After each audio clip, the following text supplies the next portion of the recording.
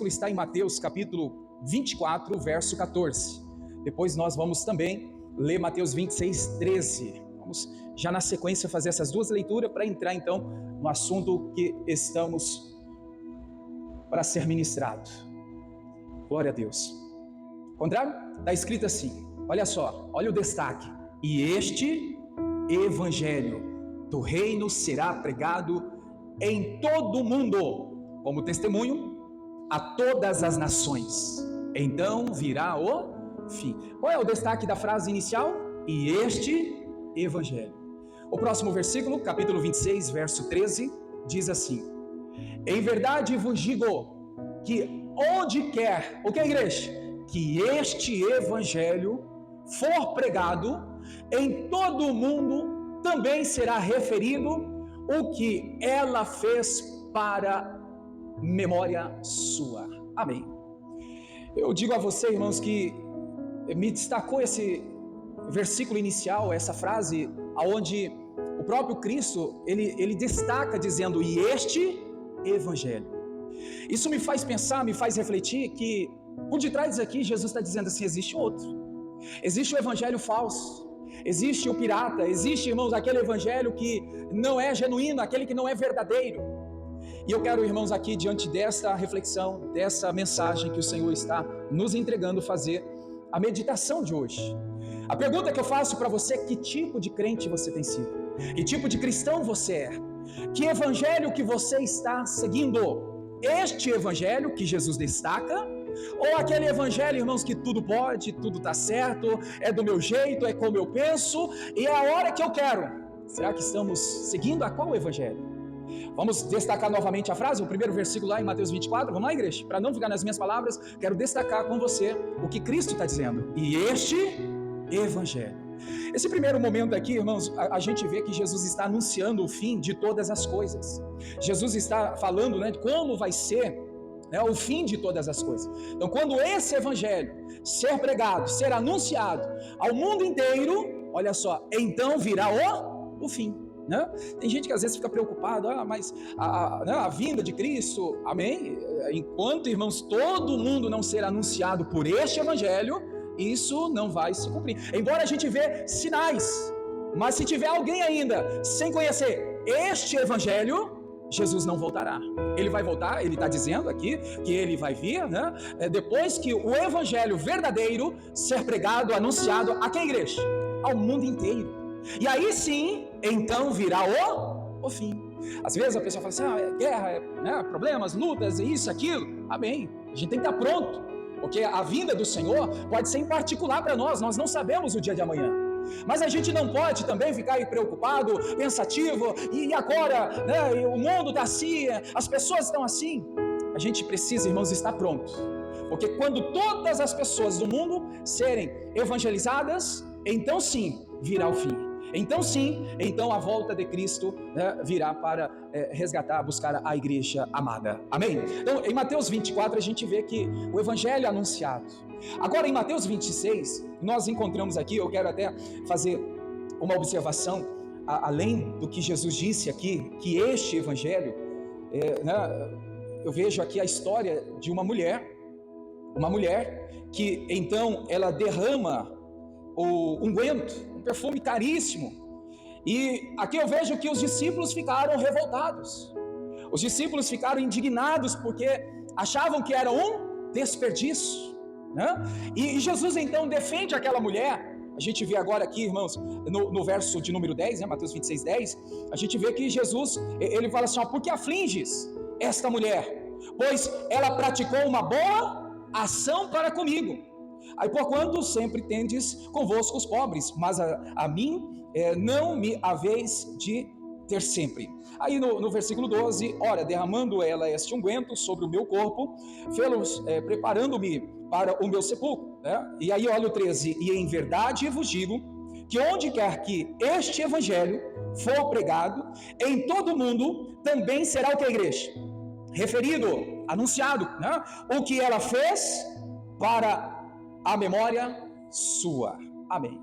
Veja só, a igreja, que Jesus falou assim, que essa mulher, por onde o evangelho fosse ali anunciado, esse seria um testemunho vivo do que ela fez por Cristo, por então se importar, por então ter, né, ali, irmãos, um momento que ela está mostrando hoje para nós aqui, um verdadeiro arrependimento, um verdadeiro quebrantamento. A Bíblia está nos mostrando, irmãos, que essa foi uma verdadeira conversão, a conversão genuína, pura, que então ela mostra, né, que este evangelho tem que ser anunciado. E aqui então surge a nossa mensagem de hoje, irmãos. Essa mulher, né, ela, por agir, por ter essa atitude, eu vejo que Jesus está dizendo que este evangelho, esse testemunho vivo, tem que ser anunciado, tem que ser levado adiante. Agora, igreja, a gente precisa entender aqui, para esse pontapé inicial da reflexão, que essa atitude que Jesus aqui comenta desta mulher, tem tudo a ver com o evangelho que ele anunciou, que hoje em dia é pregado, o evangelho que ele espera que eu e você venha viver, para que também seja anunciado. Como eu fiz a pergunta no início, volto a perguntar, porque a nossa reflexão está em cima disso. Vamos interagir? Diga para a pessoa que está ao seu lado, pergunta para ela, não responda, né? Só pergunta, que tipo de cristão você é? Que evangelho você está seguindo? Né? Porque, irmãos, às vezes nós achamos que estamos seguindo o verdadeiro evangelho, mas nós não estamos. Às vezes achamos que estamos fazendo o certo, mas estamos fora do verdadeiro evangelho. Olha o destaque da frase de hoje: e este evangelho. Qual é o evangelho? O puro, o genuíno, o verdadeiro. Isso, irmãos, como eu disse agora há pouco, isso me faz refletir que Jesus está dizendo que existe o falso. Existe, irmãos, o genérico, existe o parecido, mas não é o verdadeiro. Aonde muitas pessoas estão, irmãos, né, sendo enganando a si mesmo. Sabe por quê, irmãos? Olha só, a sua atitude, a minha atitude, tem que estar, irmãos, ligada de acordo com o verdadeiro evangelho. E o verdadeiro evangelho salva. Diga comigo, o verdadeiro evangelho salva. Diga, o verdadeiro evangelho transforma vidas. Agora, igreja, levando para esse ponto, o evangelho genuíno, o evangelho falso, genérico, é uma fachada. É, irmãos, um evangelho que não salva ninguém. É um evangelho que não confronta ninguém. É um evangelho que, irmãos, não gera impacto na vida de ninguém. As pessoas ouvem, elas escutam, elas frequentam igrejas, mas elas não têm a sua vida transformada. Se nós olharmos para aquilo que o profeta disse, haverá diferença de quem serve a Deus e de quem não serve. Ele está falando do evangelho para nós hoje. É o evangelho que muda, que transforma, que causa impacto na vida de uma pessoa. Agora, igreja, a pergunta é: será que este evangelho tem gerado em mim uma mudança? Tem gerado em mim um impacto? Tem gerado em mim um confronto? Né? Irmãos, eu quero aqui expressar, né, um momento que quando eu faço algo errado, aquilo mexe no meu interior. Opa, fiz algo errado. Fiz algo que não agrada a Deus. Irmãos, o genérico, o falso, a fachada, faz com que a pessoa ela viva sem uma cobrança interna. Veja que tem gente que erra e ela continua errando, ela não tem essa cobrança. Ela peca, ela está, irmãos, diante de um pecado profundo e não tem essa cobrança. Não é a ausência do Espírito Santo, a falta de Deus, é porque ela está diante de um evangelho que não é verdadeiro. Este evangelho que Jesus está falando, esse transforma vidas, esse muda caráter, muda pensamento, esse muda, irmãos, a atitude das pessoas, esse gera o impacto completo na vida das pessoas. E a gente vê, irmãos, que o evangelho verdadeiro, ele deixa marcas, ele deixa, irmãos, né, sinais de arrependimento. Quando você olha para alguém que outra hora, né, a velha criatura aprontava, era uma vergonha para a família, agora ela se converteu, ela está seguindo este evangelho, agora você vê que aquela pessoa é uma felicidade, é uma alegria total para a família, que outra hora era uma grande vergonha. Isso nos faz refletir no que, irmãos? Que esse evangelho deixa marcas. Você pode olhar para a sua vida, quem você era, quando então, né, você encontrou a Cristo, quando você aceitou Jesus.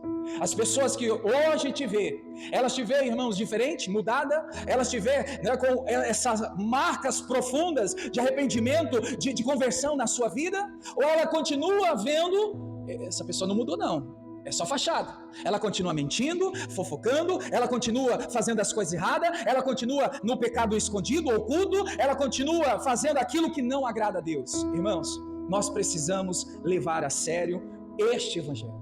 Este que vai mudar a nossa vida. Este que vai, irmãos, fazer com que a gente seja transformado pela ação do Espírito Santo, pela ação de Deus.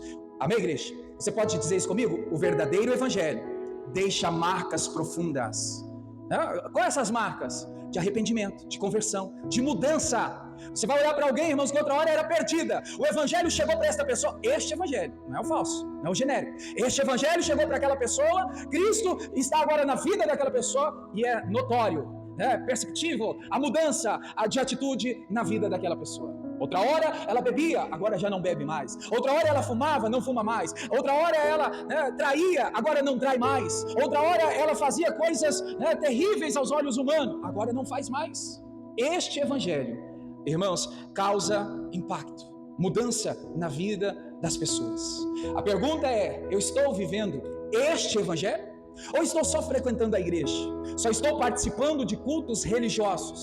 Porque, irmãos, tem muita gente, sem apontar para ninguém, mas tem muita gente que está dentro da igreja há muitos anos e não tem impacto nenhum, não tem mudança nenhuma, Ela apenas está por estar, ela está frequentando, ela está participando, ela ainda não encontrou o verdadeiro evangelho. Porque, irmãos, olha, eu não acredito que conseguimos, vamos dizer, abraçar este evangelho, o verdadeiro, e isso não trazer para mim uma mudança. Só para você entender, irmãos, olha só, vamos colocar aqui domingo, porque normalmente é o domingo, que a gente faz com mais tempo essa busca do Espírito Santo. Eu não acredito, irmãos, numa pessoa que está pulando no Espírito Santo, se enchendo, batizado, fala em línguas e tal, e aí, irmãos, no domingo ela está ali, na presença ali da congregação, pulando, achando ali o Espírito Santo em mim. Aí na segunda-feira traindo, na segunda-feira mentindo, passando a perna nenhum. Que evangelho é esse? Que domingo a pessoa diz que está se enchendo do Espírito Santo, mas na semana ela está fazendo tudo errado. Esse não é este evangelho. O evangelho, irmãos, que me enche da presença de Deus, que me fortalece do Senhor, vai me manter firme no decorrer da semana, sem fazer as coisas erradas. Amém, igreja? O evangelho verdadeiro, olha, traz marcas, evidências, que então a pessoa ela foi transformada. Eu vejo aqui com muita, irmãos, propriedade do Espírito Santo nos mostrando no dia de hoje. Olha só, tem gente que auto se engana, achando que ela tem os dons, que ela tem os talentos, que ela tem as habilidades e que ela pensa que por ter tudo isso, ela está então seguindo o verdadeiro evangelho. E muitas pessoas não estão. Tem gente, irmãos, talentosas, tem gente que com muitos dons, mas está diante de vamos dizer assim, um evangelho que não é verdadeiro. Por quê, igreja? Olha só, se você puder atentar para isso, olha o que a gente pode parar para pensar aqui, que ter dom, possuir dom, não significa que eu estou seguindo o verdadeiro evangelho. O que vai fazer com que eu esteja então tirando as conclusões que eu estou no verdadeiro evangelho, não é, irmãos, o que eu possuo, mas são os meus frutos. Amém, igreja? É diferente. Possuir dom e ter frutos. Tem gente que possui talento, dons, ela faz, irmãos, aquele grande trabalho, lindo aos olhos humanos. Aí a pessoa fala: olha, agora eu estou na igreja servindo a Deus. Será mesmo que estamos? Porque eu vou agora dizer que eu estou servindo corretamente porque eu tenho talento, que eu tenho dom, porque eu possuo isso, aquilo. Então não tire a sua conclusão naquilo que você tem, seja talento, seja dom. Irmãos, você pode analisar, tirar a sua própria conclusão no que, igreja? Nos frutos. A mudança que o evangelho verdadeiro impactou na sua vida. O que adianta eu saber cantar bem? O que adianta saber eu tocar bem? O que adianta eu saber pregar bem, se os meus frutos não condizem com o verdadeiro evangelho? Está entendendo, irmãos? Muita gente se engana por ter os dons, os talentos, aí ela acha: não, olha, eu estou na melhor performance, eu estou na melhor fase da minha vida dentro da igreja. É só dentro da igreja mesmo, porque no evangelho, neste evangelho, está ainda longe de ser então aquilo que Cristo ele quer. Então a gente pode também aqui, irmãos, também falar sobre essas mudanças poderosas que esse evangelho traz na vida das pessoas. Tem gente que às vezes ela deixa ser levada. Olha, no domingo eu me emocionei, eu chorei bastante, eu me arrepiei, quando então buscava ali a Deus, quando os irmãos cantavam louvores, e olha, eu creio que eu estou servindo a Deus. Mas que Deus, que evangelho é esse? E a gente então para refletir, para ver, irmão, se a nossa vida tem sido impactada, a nossa vida tem gerado uma marca profunda de arrependimento, de conversão, de mudança de comportamento, de mentalidade, de posicionamento para a glória de Deus. Amém? Marcos capítulo 5, eu vou mostrar aqui, ilustrando o poder deste evangelho. Vou mostrar para você aqui o que esse evangelho traz para a vida das pessoas. Antes de ler Marcos 5, enquanto alguns estão abrindo a Bíblia, eu estava nessa noite meditando e eu pude, irmãos, ser lembrado pelo Espírito Santo. Você lembra quem era Saulo, biblicamente? Quem era Saulo? Um homem que perseguia, maltratava, que queria ferrar a igreja, o povo de Deus. Aí este evangelho chegou até Saulo, né? Houve-se uma mudança. Aquele homem que perseguia, agora não persegue mais. Agora, pelo contrário, ele agora é perseguido. Olha a mudança, irmãos. Outra hora ele fazia coisas erradas, agora ele não faz mais. É algo que a gente precisa parar para analisar, irmãos, porque eu vejo às vezes algumas pessoas dizerem assim: mas eu sou perseguido, eu vou perseguir também. Você não está então neste evangelho. As perseguições nós sofremos por este evangelho.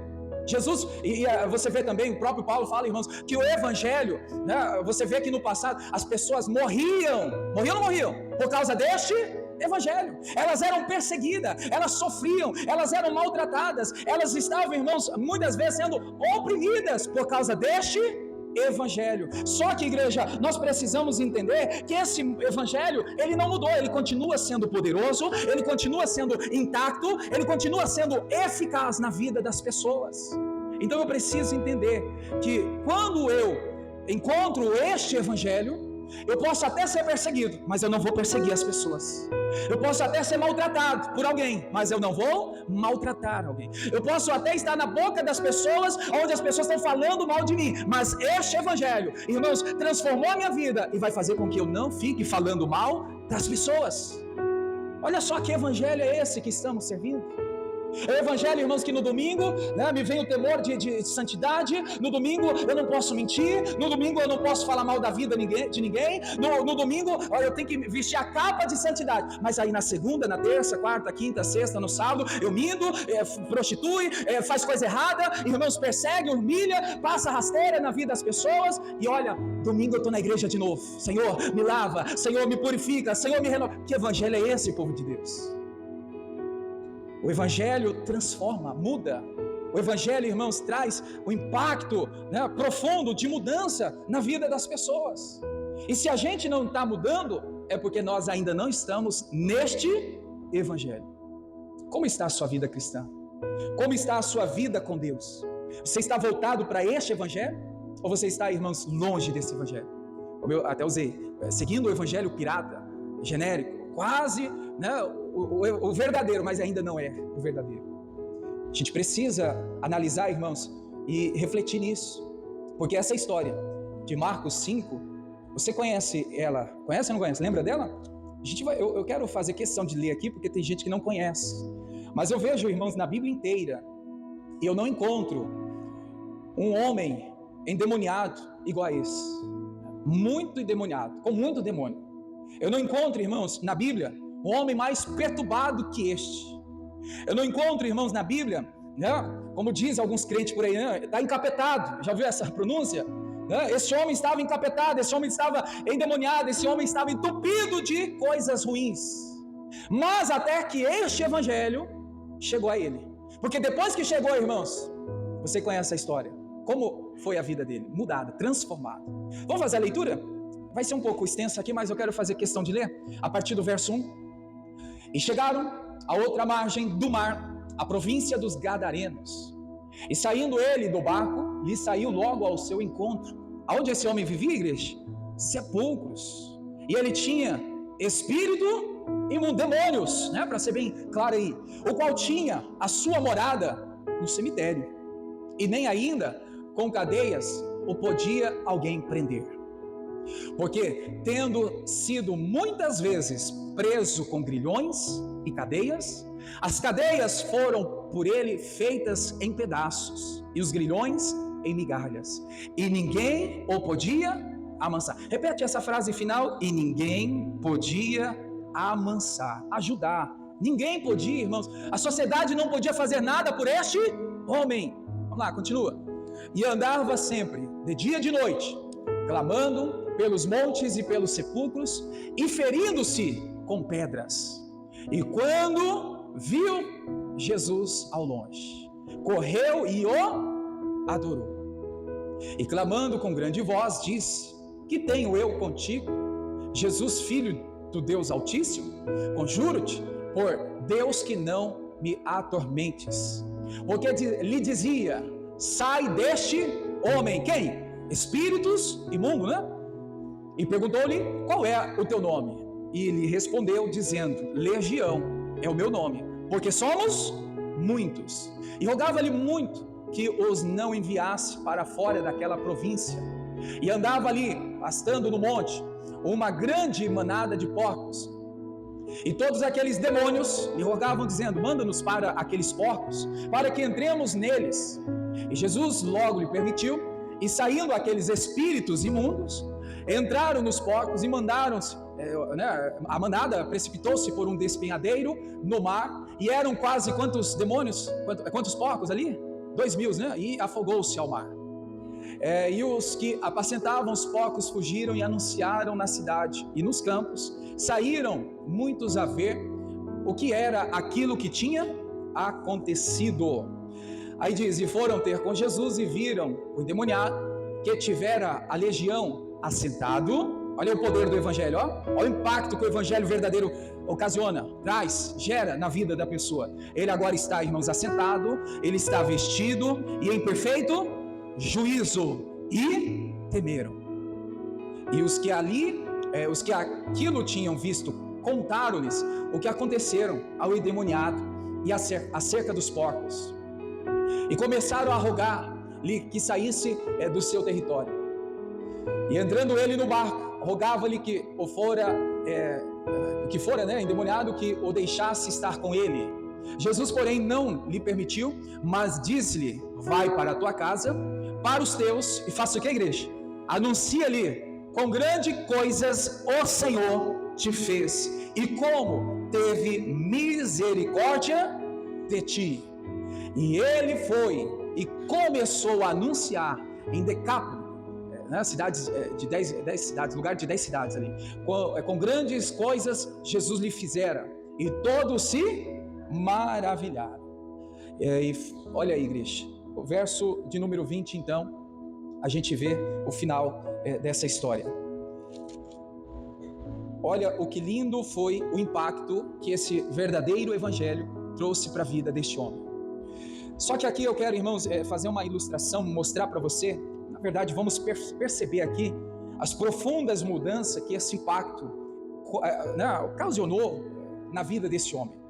Eu vejo aqui, e eu quero pontuar com vocês, que o verdadeiro evangelho não pode ser negociado. Muitas vezes, a gente vê, irmãos, que princípios estão sendo trocados, negociados.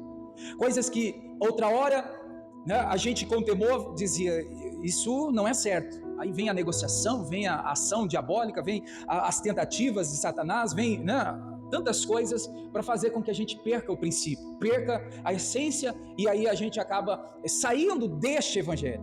Então, que você possa entender, igreja, que o verdadeiro evangelho, custe o que custar, não pode ser negociado. Temos que, irmãos, se for preciso, pagar o preço por este evangelho, a gente vai pagar. Se for preciso, eu não sei se você, irmãos, lembra do caso lá no livro de Daniel, tinha 3 homens, lembra dos 3? Quem são os 3? De Daniel 3. Sadraque, Mesaque e Abednego. Lembra da história deles? Foi levantada uma estátua de ouro, e todas as vezes que os instrumentos tocassem, era para todas as pessoas se prostrarem diante daquela estátua. Sadraque, Mesaque e Abednego não negociaram este evangelho, entenda, né? Claro que é inspiração aqui para a gente entender o raciocínio. Eles não abriram mão da verdadeira adoração a Deus, ao ponto, irmãos, de dizer para o rei da época, que eles não iriam aceitar, eles não iriam negociar, que então eles viessem trocar a adoração. E o capítulo aqui 3 de Daniel, a partir do verso 23, você vai ver, irmãos, que eles chegam a ser ameaçados. Ameaçados a quê, igreja? Alguém lembra? A ser lançado no fogo ardente. Em outras palavras, olha a ameaça: se vocês não prostrarem, se vocês não trocarem a adoração, vocês vão morrer, vocês vão ser jogados na fornalha. Isso é uma ameaça. Eles, então, igreja, tendo então conhecimento do verdadeiro evangelho, a verdadeira, né, essência vinda da parte de Deus, eles foram lançados naquela fornalha. E ainda eles disseram ao rei: ó rei, né, a gente morre, mas a gente não nega esse princípio. A gente não abre mão do princípio que nós temos. O que eu quero dizer e aonde o Espírito de Deus quer que a gente chegue, irmãos? Será que a gente está ao ponto de, por este evangelho, dar a nossa vida? Olha só, morrer por este evangelho? Porque eles estavam dispostos, igreja. Olha a declaração deles aí no verso 18. E se não, fica sabendo, ó rei, que não serviremos ao teu Deus, nem adoraremos a estátua de ouro que levantaste. Aqui no verso 18 ele está dizendo assim: se Deus livrar, ele vai livrar. Mas se ele não livrar, a gente morre, a gente perde a vida por este evangelho, por esta essência verdadeira vinda da parte de Deus, esse princípio. Olha que lindo isso. E se não? Eu vejo que muitas vezes nós somos, irmãos, levados a negar a Cristo, a negar este evangelho, quando se Deus não fizer, eu vou ter que fazer o que estão pedindo para mim fazer. Se Deus não me ajudar, depois eu peço perdão para Deus, Ele vai me entender. Quantas pessoas estão vivendo assim, irmãos? Eles aqui estão decidindo no coração: se Deus livrar, a gente vai ficar livre. Mas se não, a gente morre, mas a gente não nega a essência, o princípio, o verdadeiro evangelho. Irmãos, que evangelho você serve? Que evangelho você está seguindo? Na primeira pressão você quer abandonar, na primeira luta você quer abrir mão, na primeira oportunidade você quer sair fora. Não, eu não quero mais esse evangelho. Olha que situação. E se não, se Deus não ajudar, se Deus não livrar, a gente morre, a gente perde a vida, mas fica sabendo que aos teus deuses, a tua estátua, nós não adoraremos. Que evangelho é esse, igreja, que estamos servindo? Será que é este evangelho, o verdadeiro? Volta para Marcos 5, isso aqui foi inspiração agora, nem está no meu esboço, mas algo à parte aqui eu creio que vale a pena meditar nisso. Volta aí para Marcos 5, por favor. Vamos voltar aqui, igreja. Olha só, como que era a vida daquele homem? Como que ele estava, igreja? Para quem gosta de marcar mensagem, aqui eu quero pontuar uma lição importantíssima, que este evangelho nos encontra num estado lastimável, no estado de sujeira, no estado de perdido. Quantas pessoas que, irmãos, quando vieram para Cristo, ela estava numa ruína, ela estava endividada, ela estava prestes à separação, né? As coisas estavam indo de mal a pior. Quantas pessoas, você pergunta, como que você chegou até Cristo? Não tem aquele ditado, irmão, não está na Bíblia, porque tem gente que às vezes fala assim, está na Bíblia, né? Se não é por amor, vem pela dor. Não está na Bíblia, é uma afirmação que as pessoas dizem, né? Mas isso tem sentido. Tem gente que vem por amor a Deus, mas tem gente que vem por dor. Na dor eu vou buscar a Deus, na dor eu vou buscar uma saída, uma solução. Importante que venha, seja no amor ou na dor, importante que venha para este evangelho, não para frequentar a igreja, porque frequentar a igreja não muda ninguém. Frequentar a igreja não me faz ser santo, dizia isso alguns dias atrás. Frequentar a igreja, irmãos, não me faz ser adorador. Frequentar a igreja não me faz ser fiel a Deus. Mas servir ao Deus deste evangelho me transforma, faz ser fiel, faz com que eu honre a Ele, faz com que eu viva para Ele. Este evangelho transforma. Como que era o estado desse homem? Vamos recapitular, igreja? Lá no capítulo 5, verso 1 e 2. Já resumindo aí para finalizar essa parte aqui. Volta lá, versículo 1. O que está escrito aí, igreja? Chegaram a outra margem do mar, da província dos Gadarenos, saindo do barco, saiu-lhe ao encontro dos sepulcros um homem com espírito imundo. Então é o que eu estava dizendo agora há pouco, irmãos. Esse evangelho nos encontra quando, igreja? Quando, igreja? Quando estamos ali num estado difícil. Esse homem tinha um espírito imundo. Quantas pessoas, irmãos, que quando chegaram a Cristo, ela estava endemoniada, ela estava perturbada, ela estava aflita, ela estava com pensamentos de morrer, de tirar a própria vida, de suicidar, de fazer coisas terríveis. Quantas pessoas, não precisa responder não, mas quantos chegaram, irmãos, na conversão dessa maneira? Eu estava com o espírito imundo, o demônio me controlava, o inimigo dominava a minha vida, o inimigo fazia eu pensar, eu agir, tomar decisões totalmente de forma errada. Quantas pessoas, irmãos, então encontraram este evangelho dessa maneira? Isso é importante, irmãos, até para a gente abrir os nossos olhos e não achar que a gente é santo demais, que quando vier uma prostituta, quando vier um drogado, quando vier, né, uma pessoa que talvez acabou de sair da prisão para a igreja, e a gente fala assim, nossa, eu que não vou me aproximar dessa pessoa. Quantas pessoas que às vezes, né, rejeitam, deixa de ajudar, de estender as mãos para a pessoa que chega, irmãos, imunda, suja, na lama, no pecado. Mas eu sei o pecado que essa pessoa ela comete. Irmãos, esse evangelho vai alcançar essa pessoa, esse evangelho vai mudar a vida dela, mas nós precisamos fazer a nossa parte, né? Então esse homem, ele chega como, igreja? Com o espírito imundo. O próximo versículo aí, o 3, a Bíblia fala que ele morava onde, igreja? Só para você ter ideia, na rua, no cemitério, no sepulcro, e com, olha só, a mão, né, a vida toda presa, a vida toda amarrada, as pessoas não conseguiam fazer nada por ele. Diz aí o verso 4, eu vejo, igreja, que quantas pessoas que tentam ajudar uma outra pessoa, um amigo, um familiar, um conhecido, colega de trabalho, e não consegue. Quem que vai poder ajudar essa pessoa? Este evangelho, este Cristo. Lembra que eu pedi para você repetir? Ninguém o podia amansar, acalmar, ajudar. Ninguém podia fazer nada por ele. Aqui eu vejo que, irmãos, a sociedade não podia fazer nada. Bem, né, eles queriam fazer algo por aquele homem, mas não podia fazer nada. Como também, irmãos, quantas vezes alguém tentou nos ajudar e não conseguiu? Foi este evangelho que te ajudou. Este evangelho que estendeu as mãos, te pegou, né, da lama, te levantou e te firmou. Este evangelho. Então, nós precisamos atentar, irmãos. Quando tiver alguém precisando, você conhecer alguém que está angustiado, alguém que está perturbado, alguém que está no pecado, irmãos, estenda as mãos para esta pessoa e apresente a esta pessoa este evangelho. Começa a dizer, irmãos, o que Jesus fez na sua vida. Começa a dizer o que este evangelho transformou em você. Vai impactar aquela pessoa também.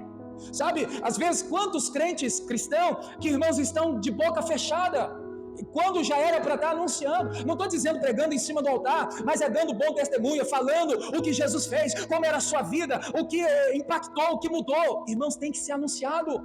Você vê alguém com dor, alguém sofrendo, alguém passando por aquilo que você passou, e você poder então falar para essa pessoa que este evangelho mudou a sua vida. Esse tempo atrás Deus nos deu uma palavra, irmãos, que o Senhor fala assim, que nós somos transformados para poder ajudar a transformar a vida de outras pessoas. Somos consolados para poder consolar outras pessoas. Somos curados para poder ajudar a curar outras pessoas. Não pode parar em mim. Eu fui, tá bom demais, recebi, estou cheio da bênção. Transmita, passe adiante este evangelho. Agora, igreja, só para a gente pegar aqui uma observação, porque o verso 1, já quero aqui finalizar essa parte inicial do capítulo 5. Vamos ler só a primeira aí, ó. E chegaram. Aqui eu já tenho uma mensagem tremenda. E chegaram. Quem chegou, igreja? Este evangelho. Mas aonde este evangelho estava? Se você ler o capítulo 4, a gente não vai ler, mas o capítulo 4, para Jesus chegar até aquele homem que estava endemoniado, Jesus passou por uma terrível tempestade. Irmãos, para este evangelho chegar até você, Jesus faz o que for preciso para te salvar, para transformar a sua vida. Olha só, irmãos, chegou, mas o que eles passaram, o que eles enfrentaram para chegar? Você já parou para analisar, irmãos, o que Jesus fez por você, para chegar até você? Quantas vezes ele estendeu as mãos, quando todo mundo estava, né, te rejeitando, quando ninguém, irmãos, podia te ajudar, quando ninguém podia fazer nada por você, estava lá, Jesus com as mãos estendidas, para te salvar, para te socorrer, para te ajudar.